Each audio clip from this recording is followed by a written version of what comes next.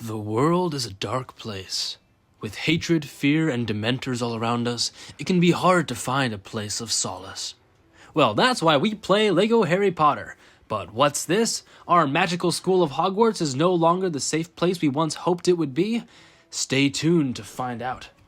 Okay, I sincerely apologize for that intro. Hey guys, and welcome back to Plasmatic Productions. My name is Plasmatic, and today we're going to be continuing our No Death Challenge in LEGO Harry Potter. Rules are simple. If at any point our LEGO character breaks into pieces, we must restart from the last checkpoint. Anyway, let's just jump into this. We pick things up right at number 4 Privet Drive, where 12-year-old Harry Potter lives with his loving aunt, uncle, and cousin. The trio just have one simple rule for little Harry: no picking up poop. Seems pretty easy to follow, right? Anyway, Harry goes up to his room only to find whatever the hell this is rummaging about, causing a huge mess. This fella, named Dobby, doesn't want Harry to return back to Hogwarts School of Witchcraft and Wizardry for some reason. But when Harry protests, Dobby goes to get the boy in trouble by framing him for, well, go ahead and see for yourself.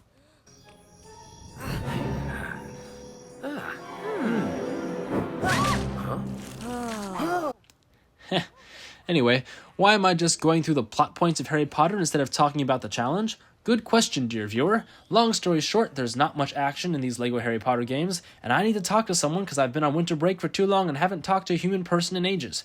I mean, except for like my parents and brother and sister and nephew, and you know what, never mind, I'll just continue. So, Harry gets in big doo-doo, getting locked up in his room, but no worries, our ginger best friend, Ron Weasley, comes along to save the day in his flying car, taking us to his house, letting us start off this dramatic no-death challenge with the brutal task of doing household chores. Terrifying, yes, but we get to have some fun along the way with all the gnomes we have to chuck out of the yard and all of the rocket carrots we get to shoot into the sky for a house crest. We eventually learn about this magically green powder that lets us teleport across England, but we sneeze while using it and end up in a creepy-looking shop called Borgin & Burke's in a dark place called Nocturne Alley. Get it? Nocturnally? Heh. Anyway, we run into our old pal Hagrid here, who helps us escape from the inside of this locked shop and up the alley to reach good old Diagon Alley. We find ourselves at a press tour for Gilderoy Lockhart, an esteemed author coming to teach at Hogwarts in the coming year, replacing the purple turban man that we'd killed at the end of our first. Unfortunately, this memory distracts Harry from Ron's younger sister Ginny, clearly showing an attraction to him, but we do notice when our old rival Draco Malfoy steals Ginny's book, though when he gives it back, we fail to notice that he's dropped an additional book in her bag, one with some magical red dots floating around it. We try to follow Ron's family into the magical wall that leads to platform 9 3/4, but that little imp Dobby's done something to it that just makes us crash right into it instead. So Ron steals his parents' flying car one more time, and we make it to Hogwarts all safe and sound. The landing does cause Ron to have floppy wand syndrome, which is uncommon for a boy his age, but I'm sure he'll recover soon.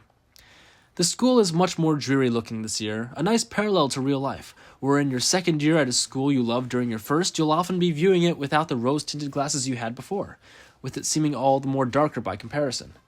But anyway, we have our first class of the year, a herbology lesson with Professor Sprout, who teaches us about these screaming baby-like plants, called mandrakes. When we put on earmuffs, we can pick them up and use them to shatter glass. Once we repot all the mandrakes, we're free to head on our way.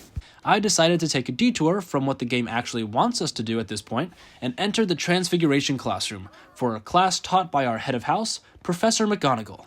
This lesson is optional, separate from the main story, but it gives us the fun spell of Transfiguration, which will come in handy if we ever actually end up fighting groups of enemies in this game.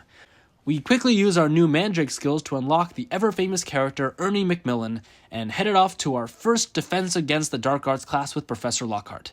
And also ever, because we never ended up actually having a class with Purple Turban Man last year. Good old Lockhart brought in some little blue pixies and demonstrated how to stop them with our new spell, Immobilis. But they get a little out of control, stealing his hairpiece for themselves. After all, they don't have any hair of their own. Lockhart gets his hair back and ditches us to fend for ourselves, giving us a very hands-on learning experience. Things all seem jolly and merry after that, only for us to come across this peculiar trail of spiders right here, leading us to this ominous message written on the wall, with the caretaker's cat left petrified and hanging. Draco Malfoy looks at Hermione and says that she's going to be next because whoever's doing this is going to send whatever monster that, did the petrification after people like her, people who weren't born to magical parents. So basically, these are hate crimes. But instead of thinking about that, Harry's going to go play some sports. Unfortunately, he's continuing to have pretty bad luck in these games, with one of the balls now deciding to consistently chase him around the entire pitch. Once more, it's Hermione to the rescue, with her noticing that it's Dobby. Once more. We find our way to him and shoot the hell out of him, but he's just stunned and teleports or apparates himself to another part of the stands. We finally whack Dobby enough times that Harry's able to win the match, though his arm does get broken in the process. Fortunately, it's Professor Lockhart to the rescue. Oh wait, he just removed the bones in Harry's arm. That's gotta hurt. Now, in the hospital wing, Ron and Hermione work with Madame Pomfrey to gather all the ingredients we need in order to heal Harry. Pomfrey is probably one of the most useful characters in the entire game, something I'll be sure to reflect if I ever make a character ranking for LEGO Harry Potter Years 1 to 4. Pomfrey is a professor, so has a full wheel of spells right from the get-go, but also has built-in earmuffs with that headdress of hers, making it so that she can pick up mandrakes at any time without having to find a wardrobe to get earmuffs. We make the potion and heal Harry, but we find that a student's been petrified, a student who was born to non-magical parents. The hate crimes have begun. Ron pulls out a flyer for a dueling club so we can learn to defend ourselves. In Dueling Club, Professors Lockhart and Snape teach us the disarming spell, Expelliarmus, and then we're sent into our very first duel of the entire game. And finally, our first challenge in this run, yeah. As Harry, we're caught in a duel with Draco Malfoy. Draco gets in a lucky hit, but we transform him into a frog in retaliation. I realize that doing so was a mistake, as we can't actually damage him when he's a frog. I was stuck on the Transfiguration spell, and in the process of trying to figure out how to get myself to the Expelliarmus spell, Draco shot off a shot that killed us. Finally! Actual deaths I can get content out of. This causes us to have to return to the Leaky Cauldron and do the Expelliarmus lesson all over again to re-enter the duel. We do marginally better on our second time, but Draco still manages to shoot us to pieces. But you know what they say, third time's the charm. I trapped Draco in a bubble with the Immobilis spell and then shot him down, finally conquering our first challenge of the no-death run. We gain the ability to speak to snakes, which does cause people around Hogwarts to think that we're the one doing all the hate crimes because there's something about snakes being bigoted or something. Maybe those fables, I don't know. Speaking of which, we decide that we should go investigate Draco, because he does seem like the likely candidate for a batch of hate crimes. We try to gain access to the Slytherin common room, but we need to be Slytherins in order to do so. Fortunately, we can sneak into the potions classroom and teach ourselves how to make Polyjuice Potion, a potion that lets the drinker transform into anyone else. Funnily enough, that's how this game works character switching into the hub world. I always thought that was a really smart way of doing it, but anyway, we knock out 2 Slytherin boys close to Draco and bring them into an out-of-orders girls' bathroom, where we brew the potion and transform into Slytherins. Unfortunately, Hermione put a cat hair in hers and transformed herself into a K-pop star. Leaving her behind to her new stardom, Harry and Ron break into the Slytherin common room, only to find out that Draco wasn't the one committing these crimes, making all of our efforts amount to, basically nothing. Hermione, in the meantime, had cured herself of her cat affliction and K-pop phase, but that got replaced with being petrified by a giant snake. We find that she's holding a faucet from the girls' bathroom, so we go back to the girls' toilets to investigate, only to end up in a boss fight with the ghost living in the toilet by the name of Moaning Myrtle. Fortunately, she doesn't do a speck of damage before we send her back to the toilet pipes. We do find this mysterious diary, though, that has the same image as the one written on the wall where the cat was petrified. We get sucked inside and witness Moaning Myrtle's death, meeting a nice boy by the name of Tom Riddle, who shows us that these hate crimes happened at Hogwarts before, 50 years ago, and that they were caused by none other than Hagrid's pet spider. To follow up on this lead, Harry and Ron start following this ominous trail of spiders all the way down to Hagrid's hut. Unfortunately, Hagrid gets arrested by the Minister of Magic, but advises us to follow the spiders into the forest if we want answers. The Forbidden Forest levels are my least favorite part of the LEGO Harry Potter games, but at least they pose a bit of a challenge, with these swarms of giant wasps that attack you. Not only that, but we finally make it to the giant spider's lair, who comes equipped with a whole army of spiders to support him, though we do win the fight pretty quickly.